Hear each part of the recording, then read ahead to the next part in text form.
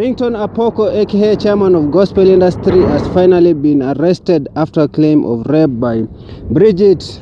Tunajua kwamba Ringtone anakuwa na madrama mingi na hivyo unavyoona kwenye video, unaona Ringtone anajaribu kubishana na askari lakini anaonesha kivumbi, anapigwa jeki. Hey, I tell you, no one could have thought that Ringtone could be arrested because of his dramas.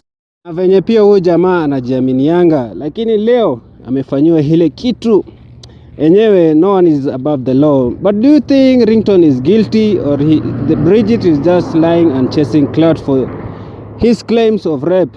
Drop your comment in the comment section and don't forget to subscribe. Peace.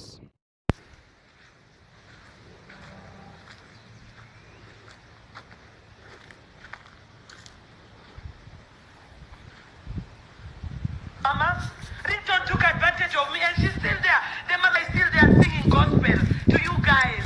That guy took advantage of me. Yes, I'm strong now. I can talk about it.